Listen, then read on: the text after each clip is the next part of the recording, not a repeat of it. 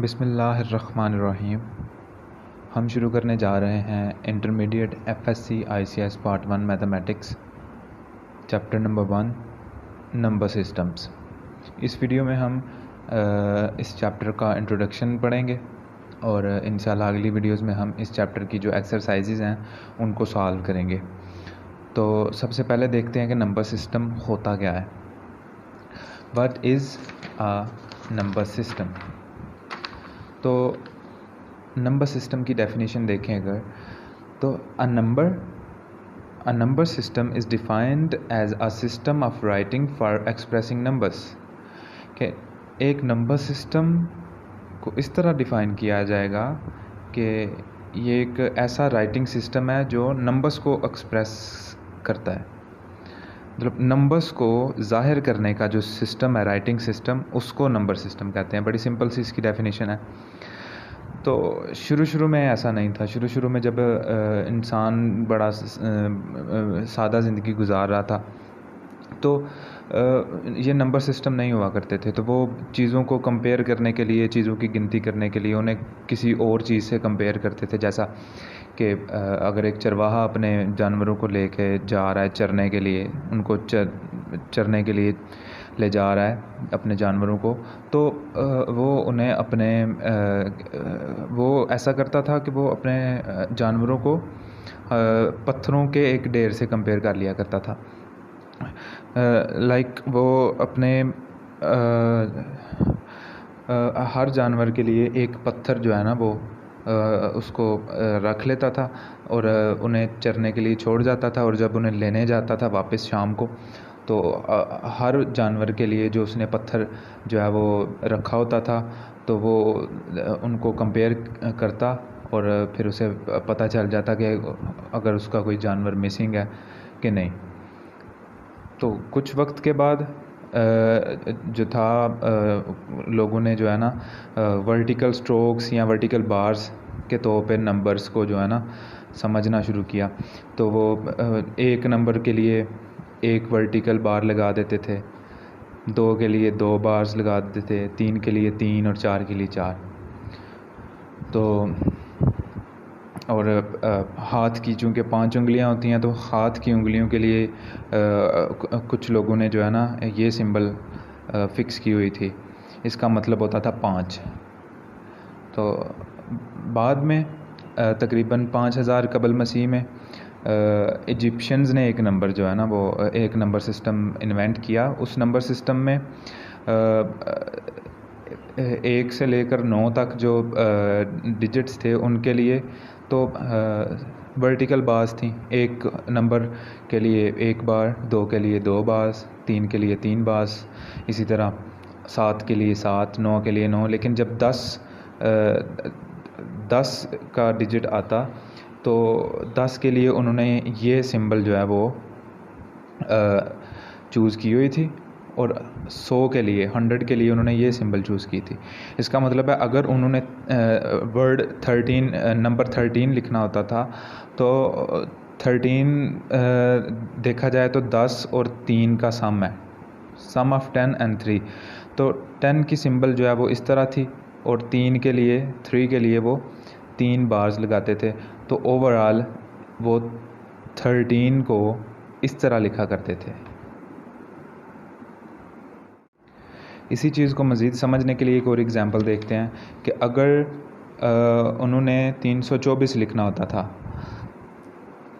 324 अगर लिखना है, तो इसमें हमें पता है कि अगर हम प्लेसेस के लिहाज से इनको अलग करें तो 300 + 20 + 4, 324 जो है वो इन 3 नंबर्स का सम है।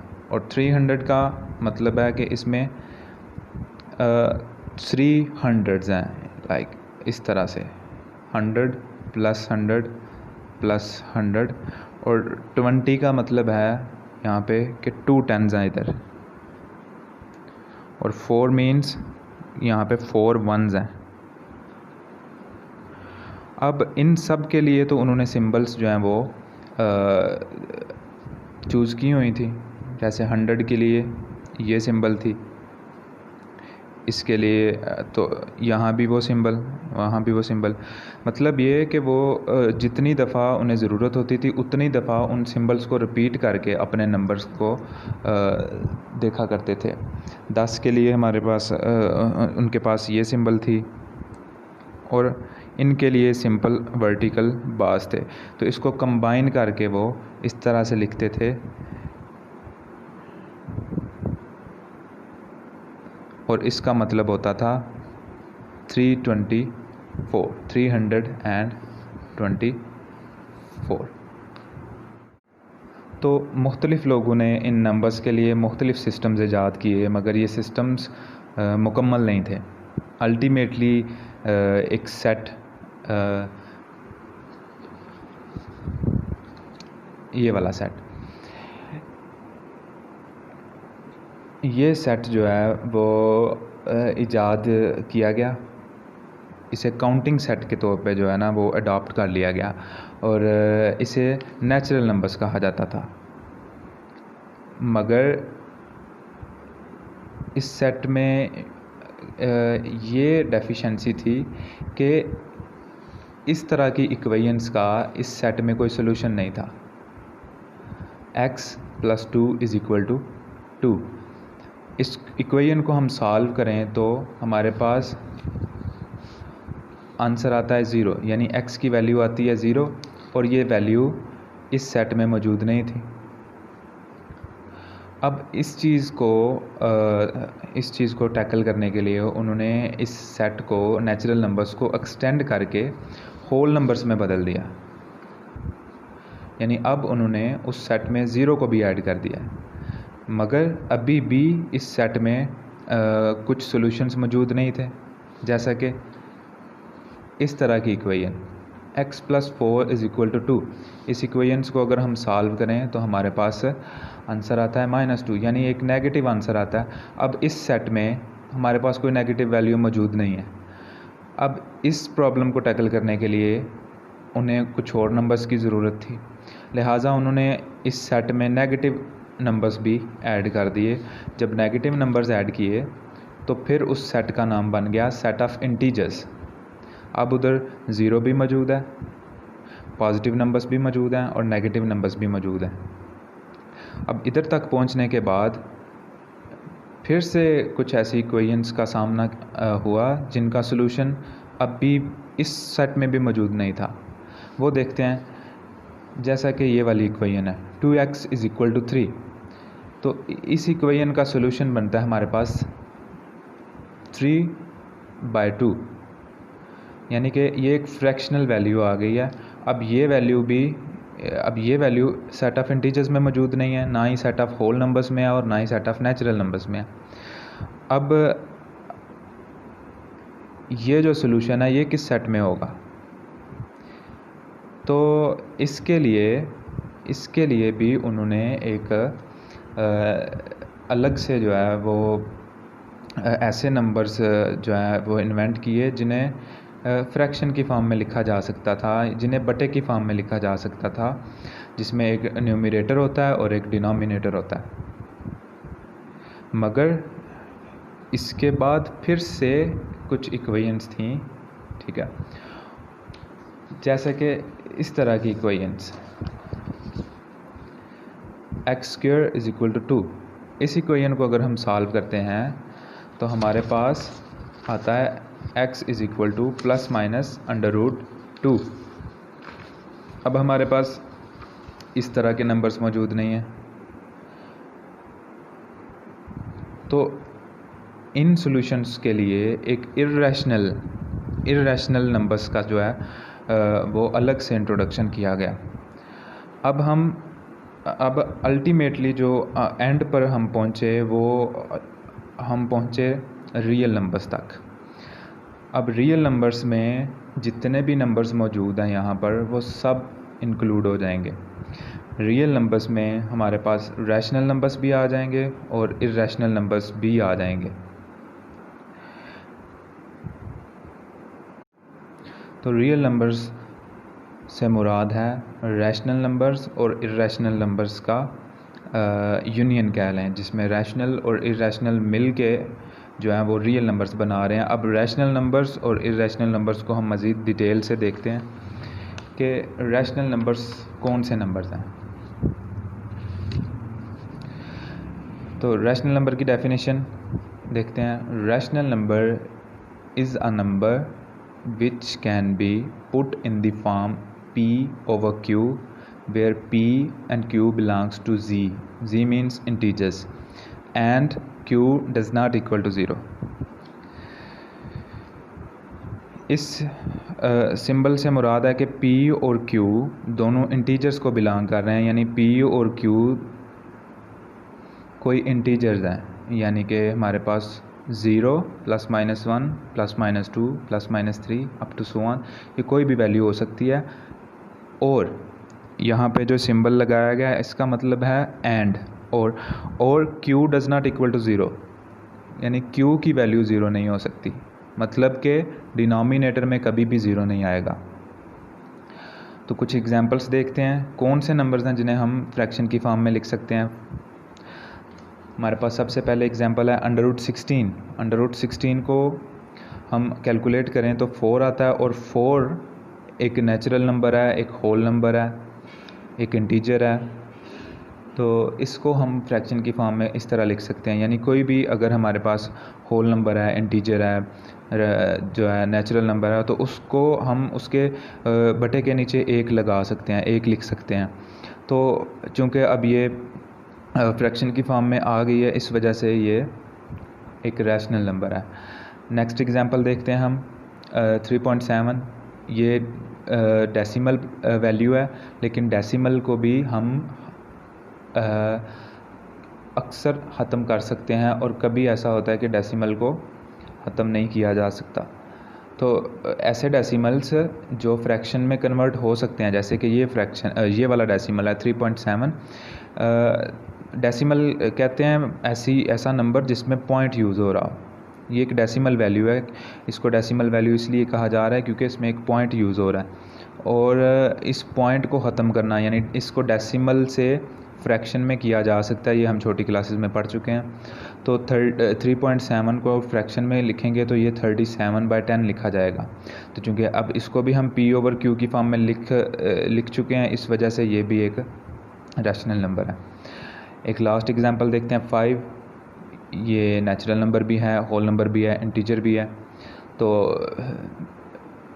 इसको भी हम बटे की फॉर्म में लिख सकते हैं, p/q की फॉर्म में लिख सकते हैं, क्योंकि ये एक इंटीजर है और इसके नीचे, इसके बटे के नीचे हम 1 लिख सकते हैं। ये भी हमारे पास रैशनल नंबर हो गया। मज़ीद जो है हम देखते हैं इर्रेशनल नंबर्स।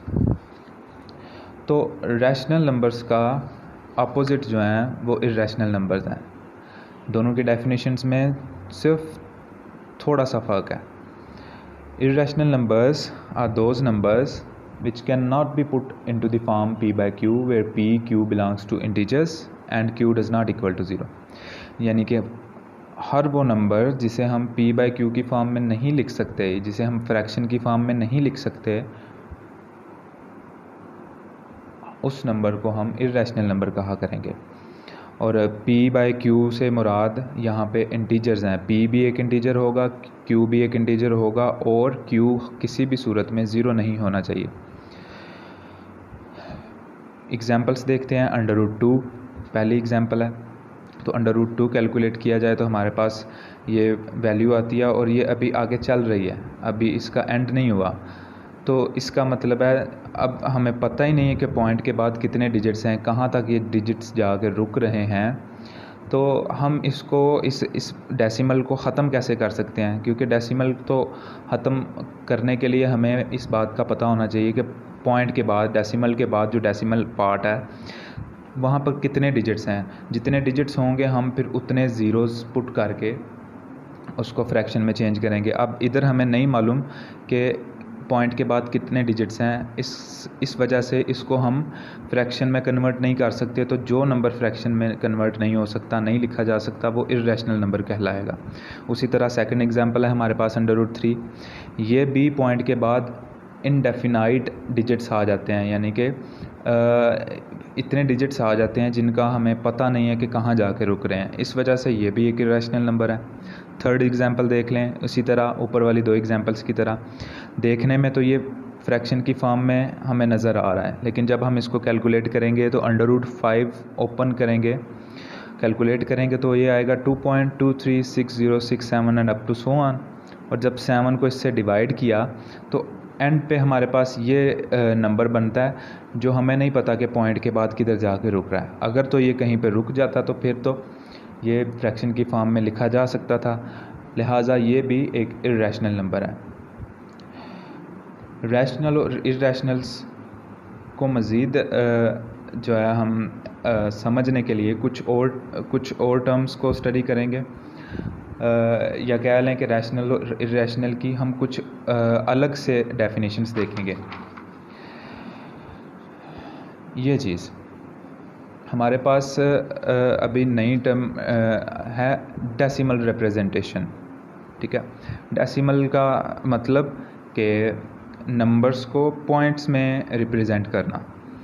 तो पॉइंट्स में रिप्रेजेंटेशन जो होती है नंबर्स की, उसे डेसिमल रिप्रेजेंटेशन कहते हैं, और ये दो तरह से होती है। एक डेसिमल रिप्रेजेंटेशन ऐसी होती है जो टर्मिनेटिंग होती है, और एक होती है जिसे हम रिकरिंग कहते हैं। तो टर्मिनेटिंग डेसिमल का मतलब है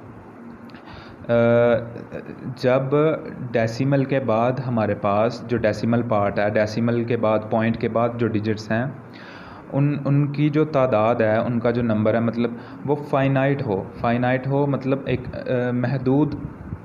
महदूद हों, वो गिने जा सकें, तो फिर हम ऐसे डेसिमल को टर्मिनेटिंग डेसिमल कहते हैं। A decimal which has only a finite number of digits in its decimal part. Decimal part means कि डेसिमल के बाद वाला जो पार्ट है, पॉइंट के बाद वाला जो पार्ट है नंबर का, तो अगर उसमें फाइनाइट नंबर ऑफ़ डिजिट्स आ जाते हैं, यानी उसमें जो डिजिट्स आते हैं वो महदूद हो जाते हैं, उनकी हम गिनती कर सकते हैं, तो फिर ऐसे डेसिमल को टर्मिनेटिंग डेसिमल बोलेंगे। चूँकि कोई भी जो डेसिमल नंबर है, डेसिमल नंबर जो है उसको अगर तो वो टर्मिनेटिंग डेसिमल है, यानी कि पॉइंट के बाद उसके डिजिट्स किसी जगह पर जाके रुक रहे हैं, तो इसका मतलब है हम उसको फ्रैक्शन में कन्वर्ट कर सकते हैं। और अगर हम टर्मिनेटिंग डेसिमल को कन्वर्ट कर दें कॉमन फ्रैक्शन में, इसका मतलब है कि टर्मिनेटिंग डेसिमल जो है वो एक रैशनल नंबर भी है।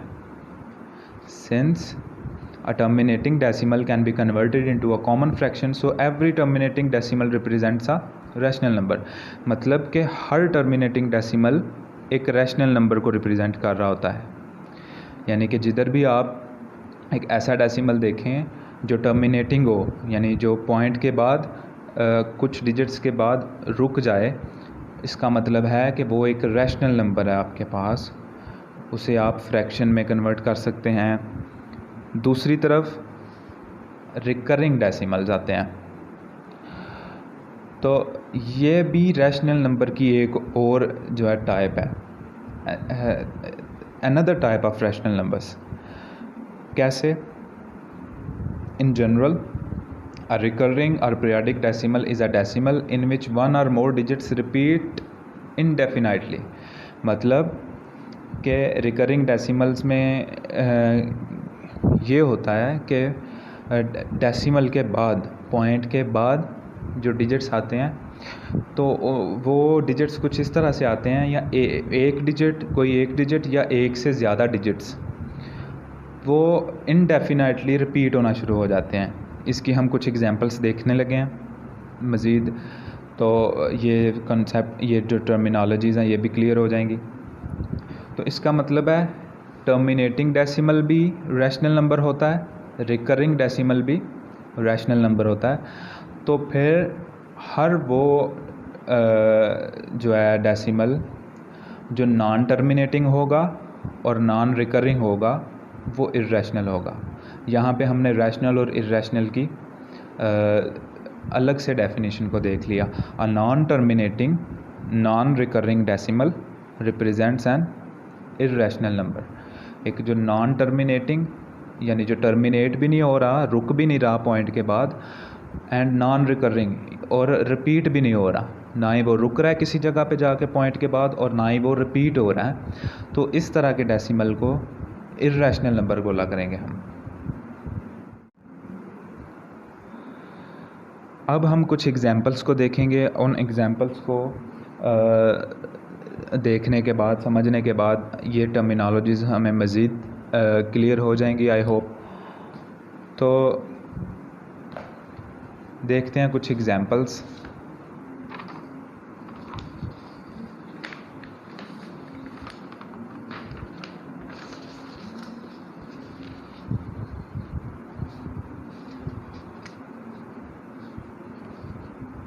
सबसे पहली एग्जांपल है हमारे पास 0.25। तो क्या ये नंबर हमारे पास रैशनल है या इर्रेशनल है? तो ये बड़ा ही आसान है, चूँकि ये पॉइंट के बाद टर्मिनेट हो रहा है, 2 डिजिट्स के बाद ये टर्मिनेट हो गया, रुक गया है, इस वजह से ये एक रैशनल नंबर है। दूसरा ये कि इसको हम फ्रैक्शन में भी बदल सकते हैं। कैसे? कि हम इसको 25/100 लिख सकते हैं। तो इसका मतलब है कि ये एक रैशनल नंबर है हमारे पास। नेक्स्ट एग्जांपल देखेंगे हम 0.333।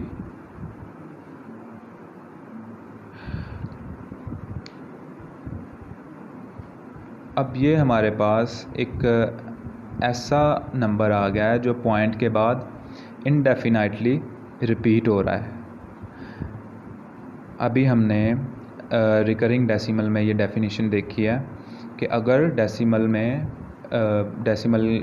किसी डेसिमल नंबर में पॉइंट के बाद कोई एक या एक से ज़्यादा डिजिट इनडेफिनाइटली रिपीट होना शुरू हो जाए तो इसका मतलब है वो रिकरिंग डेसिमल है। तो यहाँ पर भी हमारे पास 3 जो है वो इनडेफिनाइटली रिपीट हो रहा है। तो हर रिकरिंग डेसिमल, हर रिपीटिंग डेसिमल जो है वो रैशनल नंबर होता है। तो इसका मतलब है हमारे पास ये नंबर भी रैशनल नंबर है। लेकिन इसको फ्रैक्शन में कैसे बदला जाता है, ये हमने इसी बुक में, फर्स्ट ईयर ही की बुक में एक चैप्टर आएगा आगे, उसमें स्टडी करना है कि किसी रिकरिंग डेसिमल को किस तरह फ्रैक्शन में बदला जाता है। फ़िलहाल इसको इस तरह देख लें आप कि 0.333 अप टू सो ऑन को हम 1/3 लिख सकते हैं, यानी कि इस रिकरिंग डेसिमल की फ्रैक्शनल फॉर्म 1/3 है। तो इसका मतलब कि ये नंबर भी हमारे पास एक रैशनल नंबर है। अगली एग्जांपल देखते हैं हम 2.3 और 3 के ऊपर एक बार लगाया गया है। बार का मतलब होता है कि ये नंबर इनडेफिनाइटली रिपीट हो रहा है। 3 के ऊपर बार मीन्स कि 3 जो है इनडेफिनाइटली रिपीट हो रहा है। तो बिल्कुल ऊपर वाली एग्जांपल की तरह ये भी एक रैशनल नंबर होगा, क्योंकि ये एक रिकरिंग डेसिमल है। इसके बाद हम देखेंगे 4th एग्जांपल। इस एग्जांपल में देखें गौर से 0.142857142857। तो हमने रिकरिंग डेसिमल की डेफिनेशन में देखा था कि एक या एक से ज़्यादा जो डिजिट्स हैं वो इनडेफिनाइटली रिपीट होना शुरू हो जाएंगे। तो यहाँ पे इतने डिजिट्स जो हैं वो रिपीट हो रहे हैं बार बार, 142857। इसके बाद फिर से वही स्टार्ट हो गए हैं 142857, और ये इनडेफिनाइटली 142857 आते जाएंगे, बार बार आते जाएंगे, आते ही जाएंगे। इस वजह से ये भी एक रिकरिंग डेसिमल होने की वजह से एक रैशनल नंबर है। इसको अगर फ्रैक्शन की फॉर्म में लिखा जाए तो 1/7 लिखा जा सकता है। तो ये भी एक हमारे पास रैशनल नंबर होगा। नेक्स्ट एग्जाम्पल की तरफ बढ़ते हैं हम।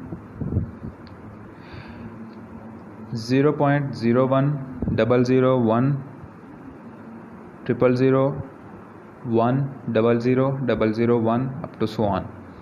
अब देखें कि यहाँ पर पॉइंट के बाद पहली बात तो ये कि इनडेफिनाइट डिजिट्स आ गए हैं, और दूसरी बात ये कि ये टर्मिनेट नहीं हो रहे, और तीसरी बात ये कि रिकरिंग भी नहीं है। ना ही टर्मिनेट हो रहे हैं, ना ही ये रिकरिंग है, और इनडेफिनाइट भी हैं। तो ये रैशनल की डेफिनेशन को होल्ड नहीं कर रहे। इसका मतलब है कि ये नॉन टर्मिनेटिंग और नॉन रिकरिंग होने की वजह से एक इर्रेशनल नंबर है।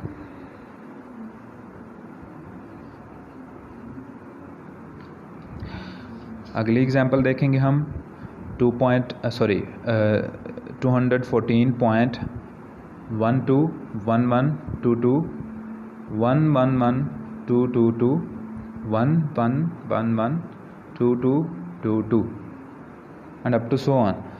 तो यहाँ भी हम देख सकते हैं कि पॉइंट के बाद डेसिमल पार्ट है जो, उसमें कोई भी डिजिट जो है वो रिपीट नहीं हो रहा, यानी कि कोई भी डिजिट रिकरिंग नहीं है या डिजिट्स रिकरिंग नहीं है, और ना ही वो टर्मिनेट हो रहे हैं।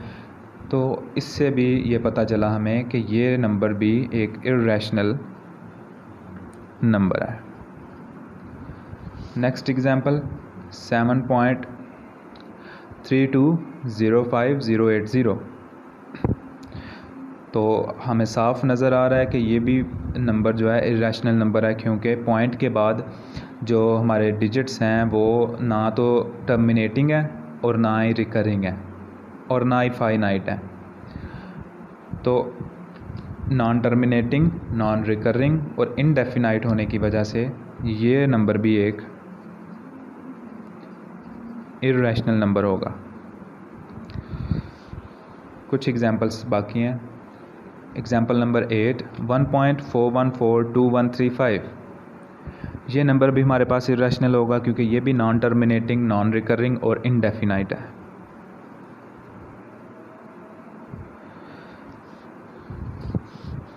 Ninth example 1.70997597 up to so on. तो इसको देखा जाए तो इसमें भी कोई डिजिट या डिजिट्स जो हैं वो रिपीट नहीं हो रहे, और ना ही ये नंबर जो है वो टर्मिनेट हो रहा है, कहीं जाके रुक रहा है। इस वजह से non terminating, non recurring and indefinite होने की वजह से ये नंबर भी हमारे पास एक इर्रेशनल नंबर होगा। आखिरी एग्जांपल देखेंगे। आखिरी एग्जांपल हमारे पास बड़ी इम्पोर्टेंट एग्जांपल है, और वो है value of pi 3.14159264 to so on. This is an important irrational number pi, which denotes constant ratio of the circumference of any circle to the length of its diameter.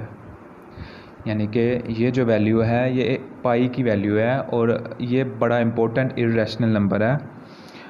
और असल में ये जो number है ये कांस्टेंट रेशियो है किसी circle के सरकमफ्रेंस की और उसी सर्कल के डायमीटर की। यानी कि pi is equal to circumference of any circle divided by length of its diameter. यानी एक सर्कल उसके सरकमफ्रेंस को उसी के डायमीटर से जब हम डिवाइड करते हैं तो हमारे पास वो वैल्यू हमेशा एक कांस्टेंट वैल्यू आएगी पाई की 3.14159264 and up to so on. वैसे तो ये वैल्यू बहुत लंबी है, मगर हम छोटी क्लासेस में इसको 22/7 पढ़ते आए हैं। 22/7 जो है वो इसकी एग्जैक्ट वैल्यू नहीं है, वो इसकी एक अप्रॉक्सीमेशन वैल्यू है। तो 22/7 जो है उसको कंसीडर नहीं करेंगे हम इधर, क्योंकि पाई की जो रियल वैल्यू है वो 3.1415 अप टू सो ऑन है। तो फिर 22/7 को हम सिर्फ एक अप्रॉक्सीमेशन के तौर पे लेते हैं ताकि हमारी प्रॉब्लम्स को सॉल्व करना इजी हो जाए।